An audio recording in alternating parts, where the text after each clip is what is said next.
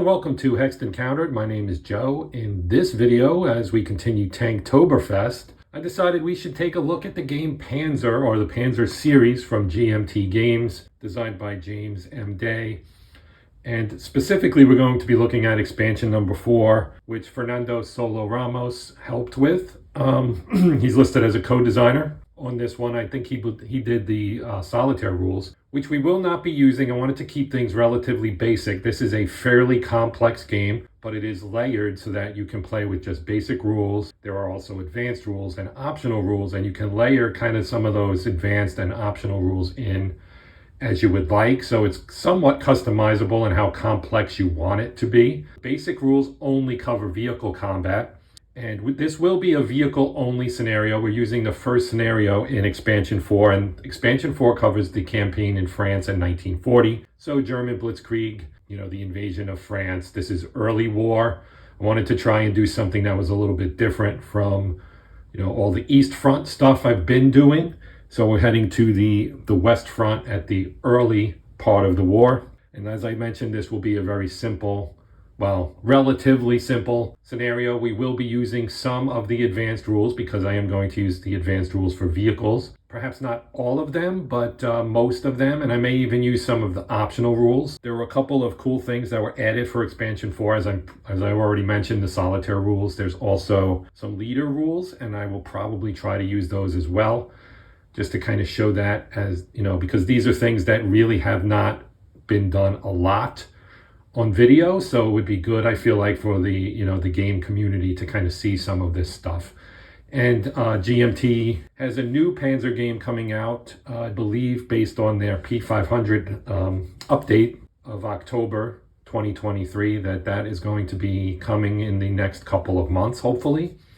That is Panzer, the North Africa campaign. And really looking forward to that one. I did P500 that a while back, and looking forward to it. That is going to be considered a base module, which means even if you don't have the other games, and there are currently 4 expansions plus the base game, so there are 5 Panzer games out. But if you don't have any of those, you can buy the North Africa game and you will be good to go. There's also Main Battle Tank MBT series, which has a base game and 3 expansions, but that is, basically World War III. So alt history in the 80s. So as I mentioned, this is going to be a vehicle-only scenario, so things will be relatively straightforward. You're not adding any complexities with, the leg units and anti-tank guns and all that, aircraft and all kinds of other things. This can be a very complex game in terms of all the moving parts. The rules themselves are fairly lengthy, but they're very straightforward. There's nothing in there that's going to make you scratch your head and say, why, what? This is very, it's very well done. It's very well laid out. This game's been around for a while. And the game I have, the base game I have, is 3rd printing. And this is the 4th expansion, as I mentioned. Panzer Expansion number 4, France, 1940. The scenario we will be playing is right here. It is scenario 35. Tank battle at Crayon. I hope I pronounced that right. I'm not sure. Crayon.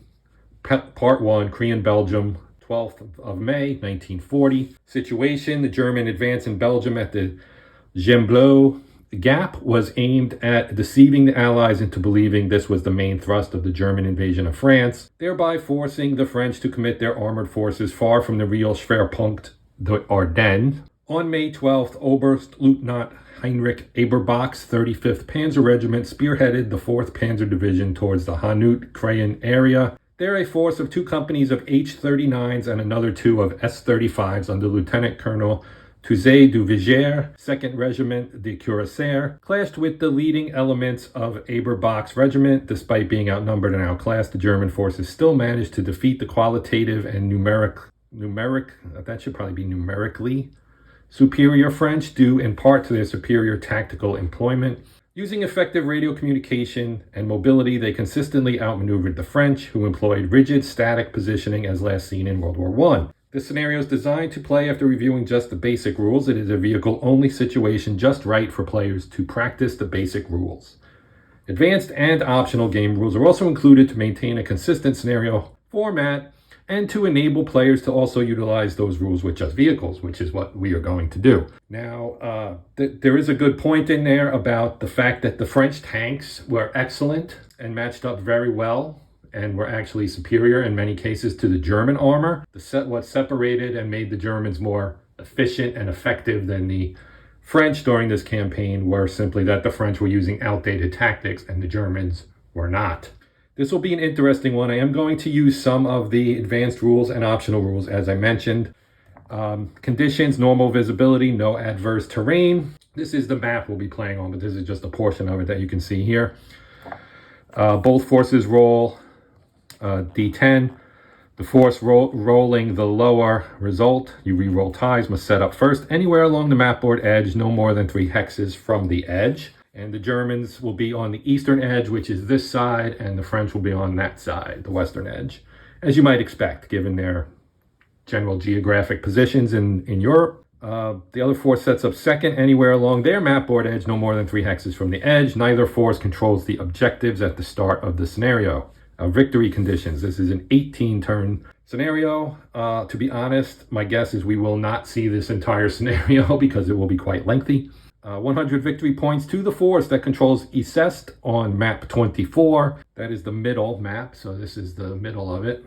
To control Icest, a force must occupy or be the last to occupy at least 5 of the 7 building hexes or remaining rubble hexes for a full turn. If a building hex is on fire, a force must occupy an adjacent hex. If neither side meets this requirement, these victory points are not awarded. 60 victory points to the force that controls Hill 2404. So that is also on this same map. It's actually up there. You can't see it in the shot, but it is on this map. I can see it. Let's see. To control the hill, a force must occupy or be the last to occupy for a full turn. Hexes 24F5, 24F6, and 24G5. If neither side meets this requirement, these victory points are not awarded. Unit victory points for knockout or brew up. So if you knock out or brew up an enemy tank, you get victory points for that unit's value. If you're not familiar, brew up versus knockout, both tanks are kills, but the brew up creates smoke and the knockout does not. 55 victory points is the required victory margin. So that's the separation each side would need to claim victory. Special conditions. When determining initiative, the German and French forces apply +20 and -20 DRMs respectively. When you roll for initiative in this game, you roll a D100. So the Germans will get a +20 and the French will get a -20 on their die rolls, meaning the Germans are likely to have initiative throughout this scenario, unless they roll poorly, or the French roll extremely well, of course. If special ammo types are available, utilize ammo limits. I probably will not do that. We'll see, because I have to set everything up. I haven't set up yet, so this is kind of just the intro. If morale rules are in effect, utilize the listed point information. Not sure I'll use morale. That's an optional rule. Again, game time decision, so to speak. Both forces may employ hidden unit rules. I'm not going to use that because I'm playing solitaire two-handed, so I'm going to know where all the units are anyway. That is also an optional rule.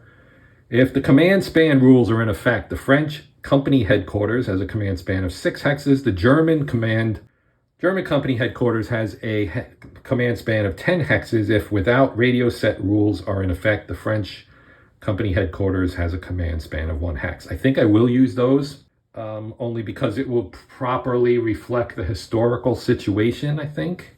You know, to somewhat kind of offset the French qualitative advantage, will give them some of their tactical limitations that they actually had at the time. And if tank crew size rules are in effect, -1 French total available commands, but they get always at least 1. That one will be a game time decision as well. I want to review that rule. And then this one does require only Panzer Expansion 4. So these are formations, the boxes here, the unit, right? It's a light armored company, mixed, seasoned. So you do have qualitative notes on each side. Seasoned, excellent, 18. Command points for the Germans, they've got a light Panzer company mix, seasoned, excellent. So the sides are fairly even. As you can see, pretty much even. The French have their company headquarters attached to an H39 unit.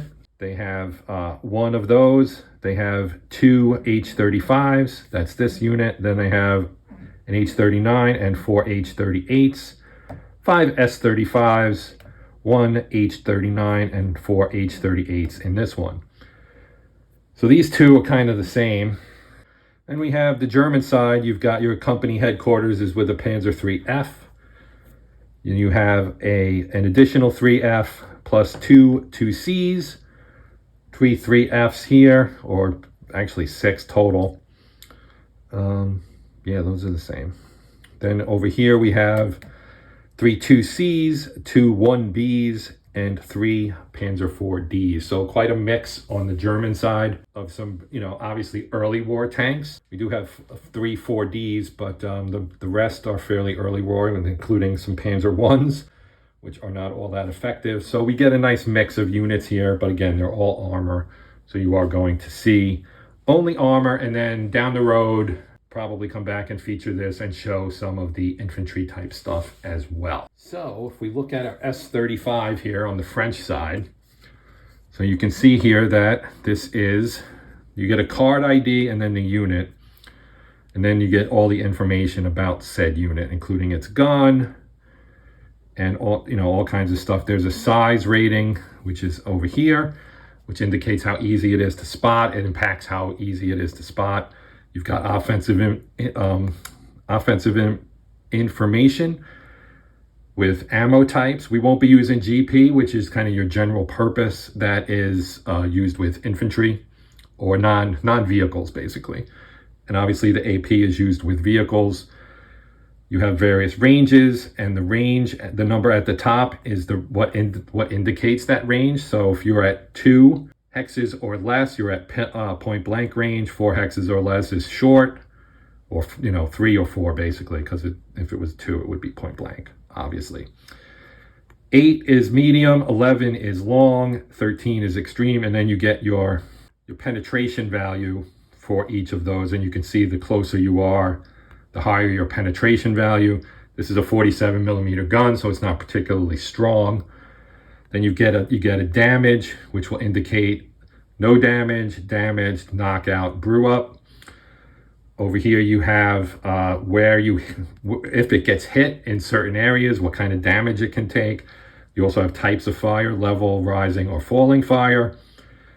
And turret front, turret rear, hull front, hull rear, front or rear, and then front/side, rear/side. You also have values for that, etc. Notes at the bottom, available all throughout the war. Only command vehicles have radios. That's the one command range thing for the French. And these are two-sided, and you get the other side. You get one of the bigger tanks here, which has a lot. You can see it's got it can have a 75 millimeter gun, which is a big gun for this era.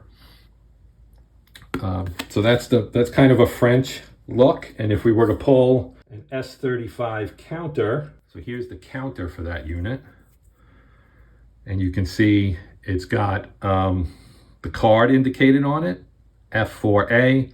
178 is kind of the counter number, unit number. Then you have your movement factor down at the bottom. The T indicates that it's turreted. 3 means cross country. 6 would be on a path. 9 would be on a road. We'll talk about all of this in depth when I get down to playing. But the units in the game typically will come double-sided, except for the infantry, because they have full squads, half squads, so you get reduced side. But this has a gun on the other side, as you can see.